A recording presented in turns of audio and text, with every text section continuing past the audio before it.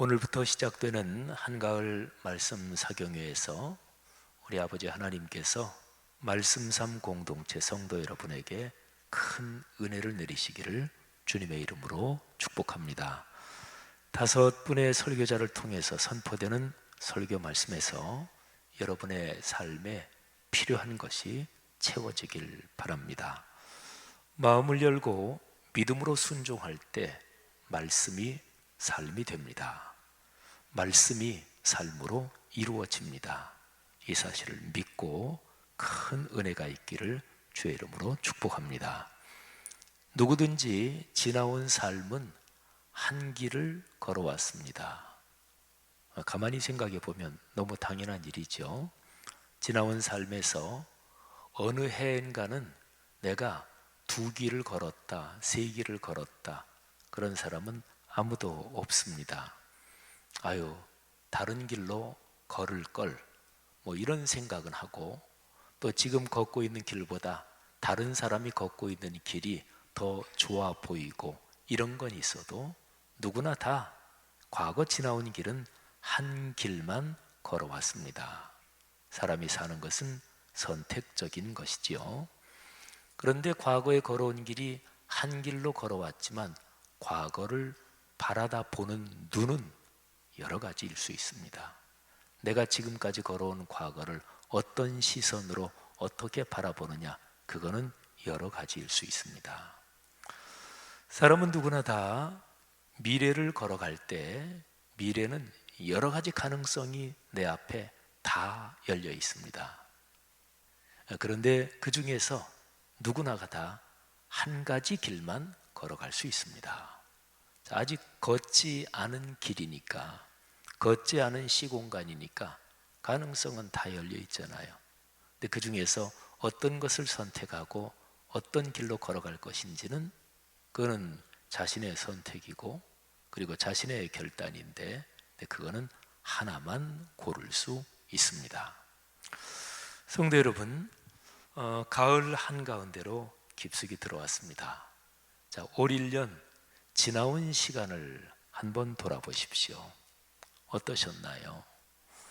올해가 3달 열흘 정도 남았습니다. 새해가 시작되면서 여러분이 세운 계획들 어느 정도는 성공적으로 지금까지 진행되고 있습니까? 올해 말고 좀 더 넓게 한번 생각을 해보면 여러분들의 지나온 삶을 전체적으로 한번 돌아보십시오. 자신이 살아온 날들에 대해서 나는 100% 만족한다, 이런 사람은 아무도 없습니다. 사람마다 만족하는 정도가 다르겠지만 아마도 대부분의 사람들은 내가 지나온 삶에서 잘했다, 만족한다, 이런 것보다 그렇지 않은 쪽이 더 많을 것입니다. 그게 사실은 누구에게나 일반적인 삶의 현실입니다. 내가 세운 계획대로 이루어진 것, 그래서 참 감사하고 기뻐한 것보다 이루어지지 못한 것, 이루지 못한 것, 이거를 아쉬워한 것이 사람마다 누구에게나 많이 있습니다. 여러분, 아까 제가 말씀드린 대로 과거는 한 길로 살아왔지만 과거를 보는 시각은 여러 가지일 수 있습니다. 예수님을 믿고 나서 자기의 과거가 다르게 보이지 않는다, 그거는 예수 믿은 게 좀 심하게 말하면 헛것이고, 아니면 예수를 믿고 나서 예수 그리스도와 가까워지거나 하나님을 더 알아가고, 이거는 전혀 없고 교회라는 조직체에 익숙해져 있기 때문에 그렇습니다. 그러니까 예수를 믿었으면 믿기 이전에 내가 내 지나온 인생길 과거를 보는 시각이 바뀌고 해석이 바뀌고, 그래서 내 과거를 다른 눈으로 바라보게 됩니다. 전반적으로 얘기하면 자기가 살아온 과거에 대해서 부정적으로 생각하고, 그리고 안 좋은 쪽으로 생각했던 것이 좋은 쪽으로 바뀝니다. 내 과거 살아온 게 이렇게 힘겹고 다른 사람에 비해서 나는 왜 이렇게 살 수밖에 없었을까? 그렇게 생각했는데 예수를 믿고 나서 보니까 내 지나온 과거에 이런 주님의 섭리가 있었고 주님이 이렇게 예비하셨구나. 그런 거를 보게 되고 그런 게 드러나게 되는 거죠. 자기 살아온 인생 과거 다른 사람보다 더 잘했습니다. 그 업종, 그 직종에서 성공했습니다. 돈도 많이 벌었고. 그런데 예수 믿기 전에 그렇게 성공적으로 살아온 자기 과거에 대해서 기꺼운 마음이 있었고 내 자신이 자신만만했고 또 내가 대단하다고 생각했는데 예수를 믿고 나서는 이게 바뀌어야 정상입니다. 내가 잘나서 그런 게 아니구나. 하나님의 은혜구나. 또 나 혼자 잘해서 그런 게 아니라 가족들이 도와줬으니까 또 회사의 직원들이 참 고맙고 이렇게 시각이 바뀌지 않으면 그거는 사실은 기독교인으로서 사는 게 아니라고 얘기할 수가 있습니다. 앞으로 살아갈 날이 겁이 나십니까? 그런 사람 당연히 있죠. 어떻게 살지? 앞으로 살아갈 날에 불확실성 때문에 마음의 염려와 걱정이 많은 사람들이 요즘 아주 굉장히 많겠죠. 요즘 경제도 어렵고 여러 가지 상황이 안 좋으니까. 그런데 앞으로 살아갈 날에 대해서 현실 상황은 이렇게 저렇게 어렵더라도 그런데 마음속 깊은 곳에 근본적인 토대에 잘 될 거야. 앞으로 살아갈 날이 의미가 있을 거야. 여러 가지 현실적인 어려움에도 불구하고 내가 내 인생길을 기쁨 중에 걸어갈 수 있을 거야. 이런 확신이 있어야 그게 그리스도인입니다. 사랑하신 여러분, 여러분의 과거를 새로운 눈으로 보고 또 걸어갈 미래를 희망으로 내다보는 이 기독교적인 은혜가 우리에게 넉넉하기를 다시 한번 축복합니다. 구약 성경에 나오는 야곱이라는 아주 유명한 인물이죠. 이 야곱이라는 인물의 삶을 보면 제가 지금 말씀드린 이러한 단면을 볼 수가 있습니다. 야곱의 아들 요셉, 참 파란만장한 삶을 겪은 사람이잖아요. 그런데 요셉이 애굽의 총리 대신이 됐습니다. 애굽은 그 당시 고대 근동 지방에서 가장 강한 나라, 한 몇 나라 중에 하나였고 사실은 굉장히 오래도록 지속적으로 강대국, 그거는 사실은 애굽이었습니다. 오늘날로 말하면 미국과도 같은 나라 이렇게 보면 됩니다. 그 나라의 총리가 됐으니까 이 요셉은 대단한 자리에 오른 거죠. 그 아들 요셉 덕분에 야곱하고 직계가족 그리고 모든 가솔이 애굽으로 내려가게 됩니다. 사실은 야곱은 자기 아들 요셉이 죽은 줄로 알았잖아요. 요셉의 형들이 요셉을 종으로 노예로 팔아먹고 그리고 아버지한테는 아버지 요셉이 짐승들에게 찢겨 죽었습니다.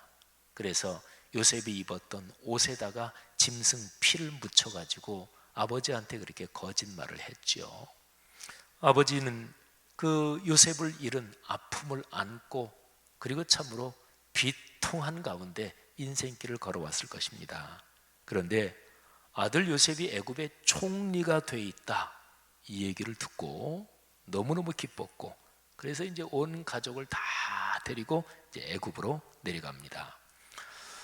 야곱이 애굽의 왕 곧 바로를 아련합니다. 성경에 나오는 바로라는 이 단어의 뜻이 왕이라는 말이죠. 그래서 아들 총리 되신 덕분에 고대 근동 지방의 최고 권력자 애굽 거기에서 바로는 살아있는 신이기도 한데 그 바로를 아련합니다. 창세기 47장 7절부터 10절까지의 그 장면이 기록되어 있는데 근데 이때의 야곱의 나이가 130세였습니다. 자, 그 아련하는 장면을 한번 들어보시는데요.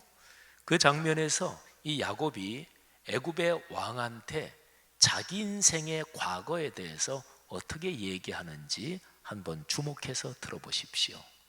제가 아까 설교 초두에서 과거는 누구나 한 길을 걸어왔지만 자기가 걸어온 과거를 보는 시각은 여러 가지일 수 있다 그랬죠.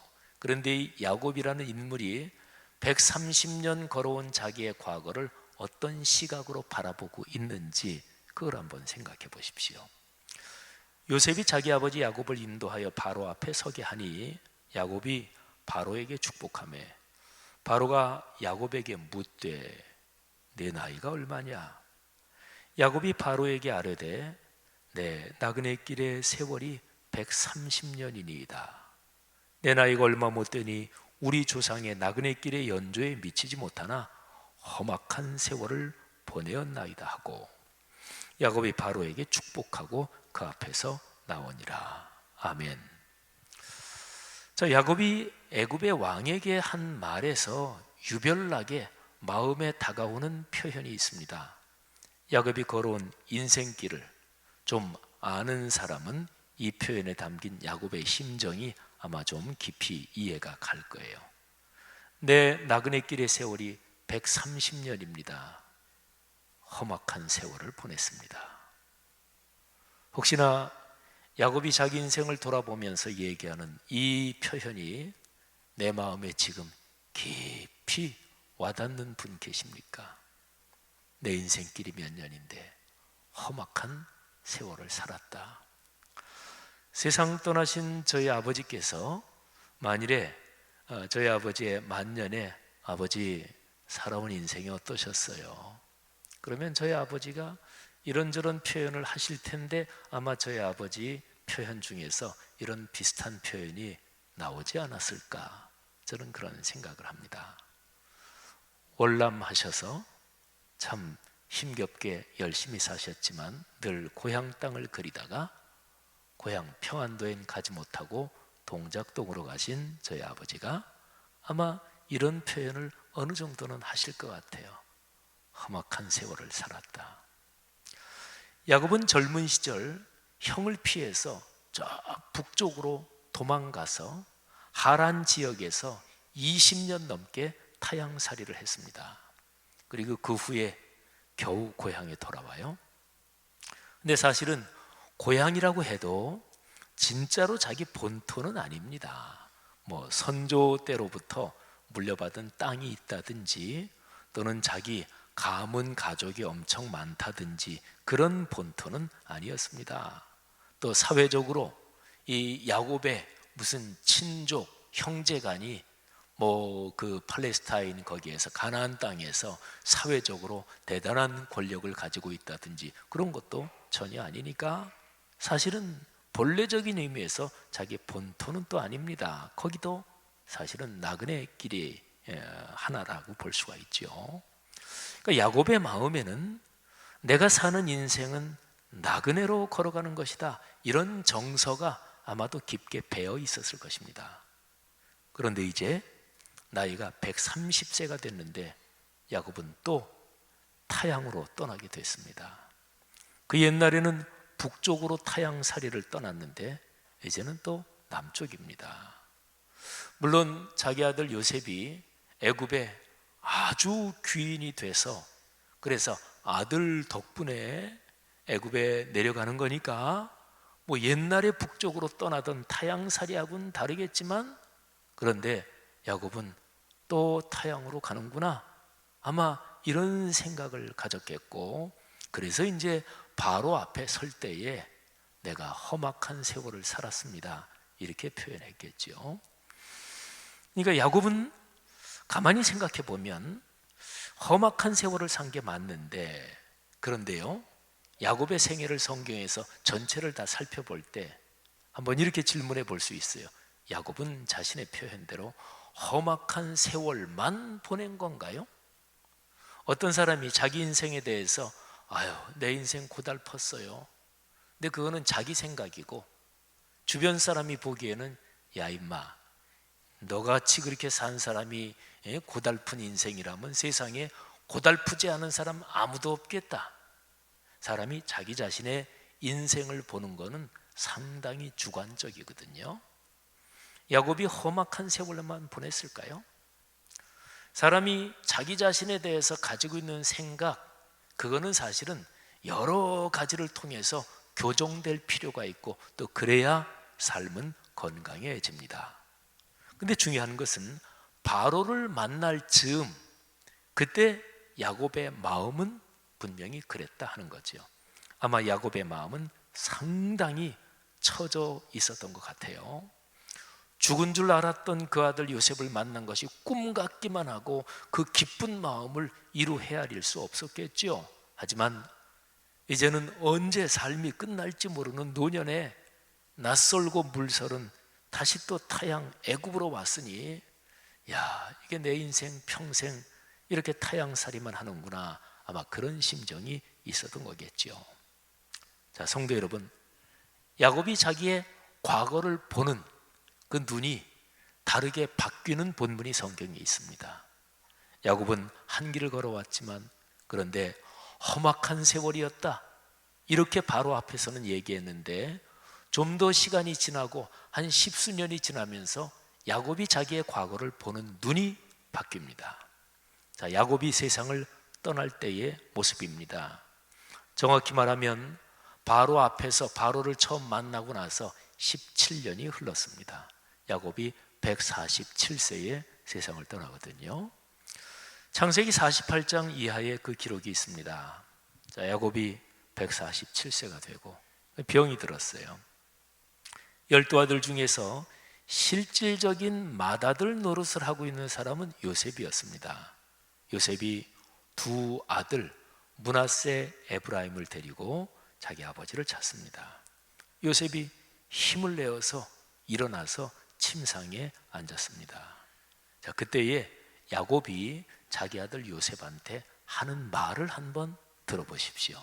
자, 제가 성경 본문을 읽을 텐데 이 말을 들으면서 야곱이 자기 과거 인생을 보는 눈이, 아유, 나는 험악한 세월을 살았다, 바로한테는 그렇게 얘기했는데 지금은 좀 바뀌었네 하는 것을 한번 들어보십시오.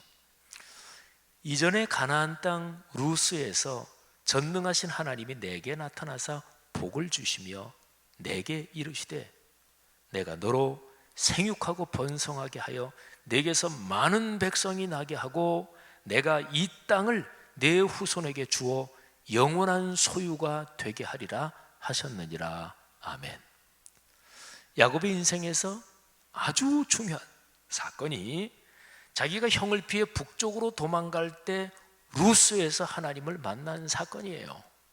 그 루스를 야곱은 하나님을 체험하고 나서 여기가 하나님의 집이다, 그래서 베델이라고 이름을 바꿔 부르죠. 근데 지금 야곱은 세상을 떠나기 전에 그 옛날의 사건을 기억을 하는 거예요. 옛날의 사건을 기억하면서 그 옛날 지명으로 부르면서 루스에서 내가 하나님을 만났다, 그때 하나님이 내게 복을 주셨다, 그래서 자손 후손의 번창을 약속하셨고 그리고 그 땅을 나와 후손에게 주신다고 약속하셨다. 여러분, 야곱이 세상을 떠나기 전에 제일 중요하게 기억하고 있고 제일 중요하게 회고하고 있는 내용이 바로 이것이었습니다. 특별히요, 그 약속은요, 하나님께서 야곱에게 말하면은 할아버지 아브라함 그리고 아버지 이삭에게 주신 약속, 그러니까 아브라함에게 주신 근원적인 약속이 계속 흘러와서 야곱에게까지 이어지는 것입니다. 그러니까 야곱은 세상을 떠나기 전에 가장 사랑하는 아들 요셉에게 자기 인생에서 제일 중요한 요소를 이렇게 얘기하고 있는 거예요. 자기 인생을 한마디로 이렇게 요약하고 있는 거예요. 하나님이 내게 복을 주셨어. 사랑하신 여러분, 지금 이 시점에서 여러분의 인생을 가장 좀 짧게 한마디로 요약하면 어떻게 요약할 수 있겠습니까? 힘들었어, 이렇게 요약하실 분도 아마도 계실 겁니다. 지금 심정이 처져 있으면 그러겠죠. 아유, 복잡했어, 또는 감사했어,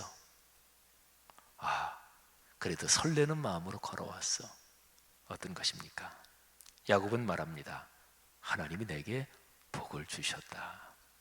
그렇습니다. 야곱은 자기가 걸어온 삶을 복받은 인생으로 돌아보고 있습니다. 제가 지금 야곱이라고 표현하고 있습니다만 창세기 47장, 48장 야곱의 인생 마지막을 기록하는 여기에서는 야곱이라고 표현되어 있지 않고요, 이스라엘이라고 표현되어 있습니다.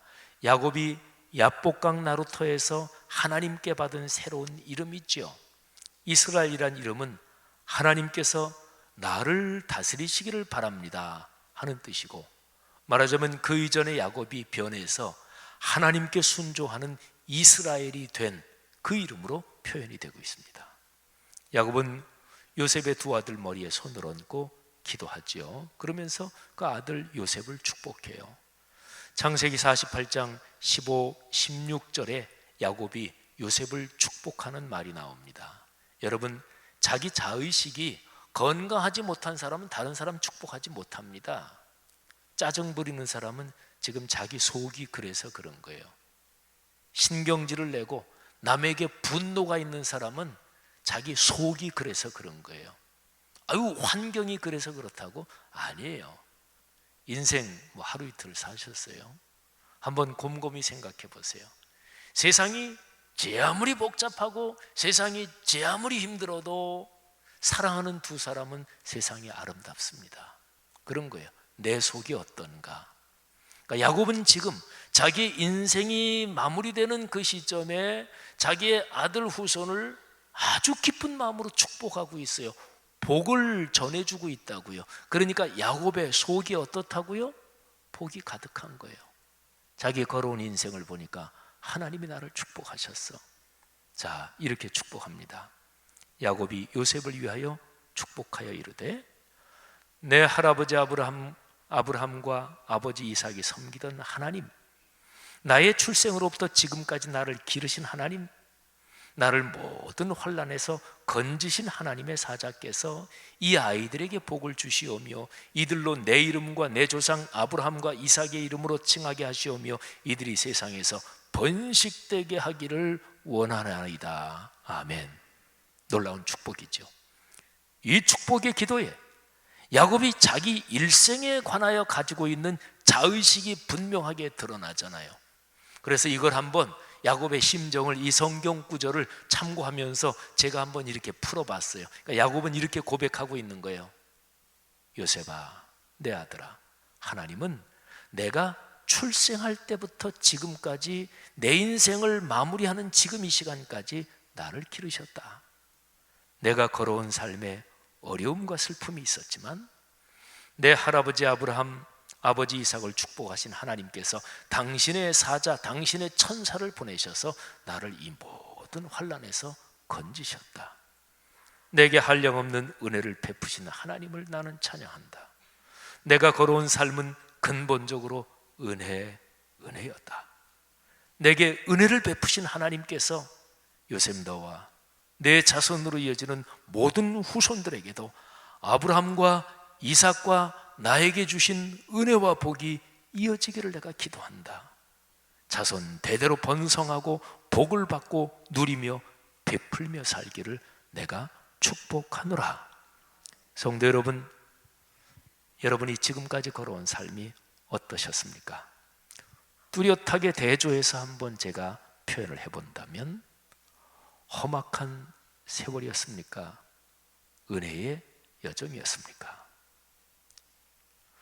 자기 삶에 대한 자의식은 하나님과의 관계에 따라서 결정이 됩니다. 달라집니다. 슬픔, 좌절, 원망으로 점철된 삶이라고 생각했는데 하나님을 만나고 예수 그리스도 안에 있는 하나님의 은혜를 깨닫고 나니까 내 과거의 삶이 하나님의 섭리 중에 진행됐구나, 하나님의 은혜로 이어졌구나, 이거를 알게 되는 거죠. 단지 내 생각이 바뀌어서 그렇게 보는 게 아니라 실제로 내 과거의 삶이 그런 거예요. 은혜와 섭리였어요. 근데 그거를 내가 보지 못한 거지요. 그리스도인 여러분, 하늘아버지께서 함께 걸으신 여러분의 인생 여정을 다시 한번 깊이 돌아보십시오. 그리고 하나님의 은혜를 깨닫고 감사할 수 있기를 바랍니다. 야곱이 요셉을 축복하면서 기도한 내용, 창세기 48장 15, 16절 말씀, 그 말씀으로 여러분도 여러분의 자녀 후손을 축복할 수 있기를 바라고요, 또 다른 사람을 축복할 수 있기를 바랍니다. 제가 48장 15, 16절을 세번역 성경으로 제가 다시 한번 읽겠습니다. 이 말씀을 들으시면서 오 주님, 야곱이 요셉을 축복한 그 축복이 내 마음에 새겨지게 하시고 내가 그 축복으로 다른 사람을 축복하고 내 아들, 딸, 자녀 후손을 축복하게 하옵소서. 부모가 축복해야 자녀 후손이 복을 받아요. 부모 마음에 분노와 그리고 상처가 쌓여 있으면 그게 자녀들에게 이어져요. 근데 하나 천만다행인 게 부모 마음에 상처, 분노가 쌓여 있는 게 자녀들에게 분명히 영향을 미치지만 100%는 아니에요. 이게 얼마나 감사한지 모르겠어요. 이게 얼마나 감사한지 모르겠어요. 하나님께서 자녀들에게 주시는 은혜는 또 따로 있기도 해요. 하지만 성경에서 어떤 한 사람이 잘못하면 그 사람이 잘못한 그 하나님의 징계가 자손 3, 4대까지 이른다고 했고, 그 한 사람이 하나님을 진정으로 믿고 하나님을 순종하며 걸어가면 자손 1000대까지 은혜를 베푸신다고 했습니다. 감사한 일이지요. 자, 창세기 48장 15절 16절입니다. 야곱이 요셉을 축복하였다. 나의 할아버지 아브라함과 아버지 이삭을 보살펴 주신 하나님, 내가 태어난 날로부터 오늘에 이르기까지 나의 목자가 되어주신 하나님, 온갖 어려움에서 나를 건져주신 천사께서 이 아이들에게 복을 내려주시기를 빕니다. 나의 이름과 할아버지의 이름 아브라함과 아버지의 이름 이삭이 이 아이들에게서 살아있게 하여 주시기를 빕니다. 이 아이들의 자손이 이 땅에서 크게 불어나게 하여 주시기를 빕니다. 아멘. 여러분의 가정 가문 그런 복을 넉넉하게 누리시고 이 가을에 말씀 사경회를 통해서 살아온 과거를 성경적으로 보는 눈이 더 넓게 열리시고 미래를 희망으로 설렘으로 바라보시기를 축복합니다.